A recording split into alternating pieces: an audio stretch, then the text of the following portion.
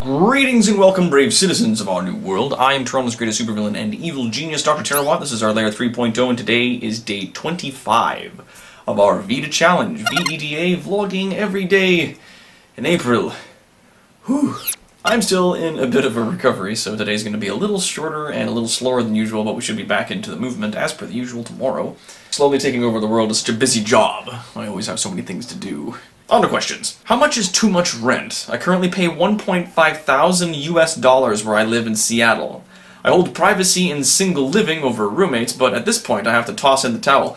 Yeah, to me that's too much. Like, I was paying $8.50 Canadian for a bachelor in downtown Toronto, so that was like a bachelor in a bad building just on the edge of an awful neighborhood in the core. I was right on Jarvis and Carlton. That was the layer 2.5 and 2.6. I mean, the closer you get to certain cities, the more expensive it is. I know that Kevin MacLeod, who I was working with in Computech, the royalty-free music guy, said that he lived in a place in New York, not even Manhattan, but New York State, where he paid so much money to split one apartment, which was just a big bachelor room, basically, it was one huge room, with, I think, 5 other people, and he had, like, curtain walls, basically, between each person's room, because, like, no one could just afford to live there. It was so expensive, but, I mean, location does have its benefits, like, when Kevin MacLeod used to do stuff over on the west end of the United States, people really didn't pay a huge amount of attention to him. But then when he moved over to the eastern half of the United States, like, into New York, then people suddenly, started paying attention to his music.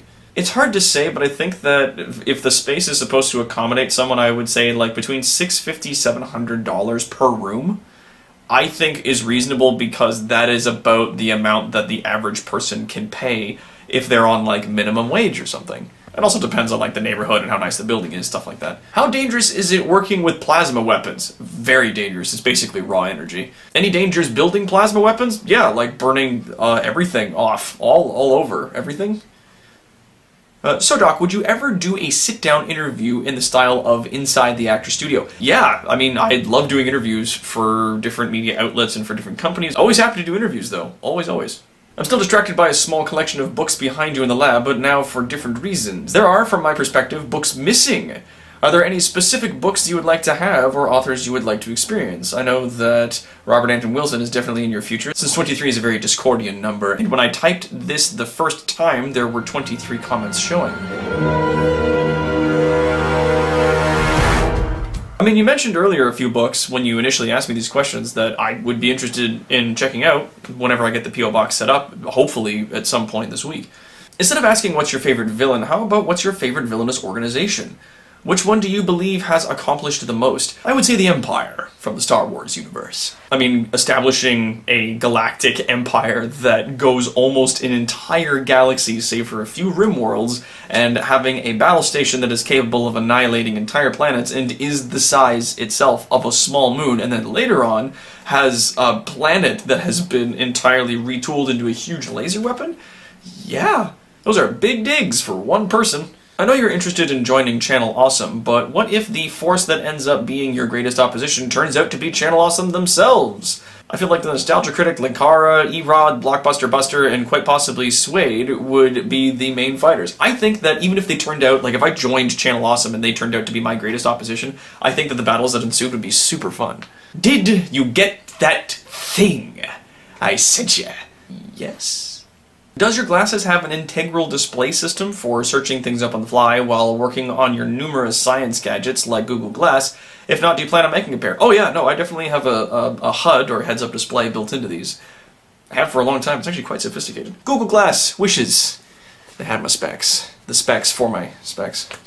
Hey Doc, catching up on your VEDA, and in the last one you had a Garden of the Evil Layer. Would you ever consider a mandate for large companies to have gardens or green areas to help offset pollutants that they produce? Alternatively, would you consider said companies to convert to renewable resources? Yes, on all accounts. I like the idea of large company buildings having green areas built into them. I know that they can be expensive and difficult to maintain, but it is very good not only for the quality of the air, but also the people that work there. It's better for them psychologically, for them physically, to be in an environment with a higher oxygen content, and that faint smell of plant life in the distance, I think, is very good for people. And in a world that I rule, everybody being on renewable resources is definitely a thing. You mentioned your love for Lovecraft last episode. Have you ever seen a YouTube series called Ask Lovecraft, which is an advice show hosted by the reanimated H.P. Lovecraft? Don't ask me, blame Derek the Bard. I know of the show, but have been hesitant to watch it since that when he was alive the first time around, H.P. Lovecraft was a staunch racist. So I wasn't necessarily sure back then if my career could handle any interactions with H.P. Lovecraft, but I may consider checking it out. How will your eventual regime treat or tolerate law-abiding artificial intelligences that were not designed by your hand? Will they be welcomed as equals? I want to say yes, but I mean, if it wasn't an AI that I helped design or that we at Evil Incorporated helped design, then it's difficult for me to tell what kind of things that particular AI is capable of. Like, can it just play chess, or is it hellbent on the destruction of the human race because it hasn't been necessarily taught the nuances of human emotions, etc.? So I would be treating them on a case-by-case basis, but I would be leaning more towards trying to find a way for them to fit into society. What about emergent AI in your own machines, or will Eris be a special case? I mean, pretty much same thing. If we're the ones designing it, then we are going to be checking as they are developing to make sure that they're okay, and that they are capable of being integrated into society. Also, when are you going to give that girl a proper display body? She's been a sapient gear living in a glove for like 2 whole freaking years now. Actually, she lives in the lab, you. But yes, we have been working towards creating her a full-time platform so that she's able to interact with the environment better. Though that being said, I am leaving the design mostly of that platform to her to see if and what she comes up with. And that is all the time that we have for today. Thank you very much, everybody, for sending in your questions. Leave more questions if you have more in the comment section down below. And until next time, my brave citizens, I am Toronto's greatest supervillain and evil genius, Dr. Terrawad. This is our Layer 3.0, and I will see you again tomorrow on our next VEDA. End of line.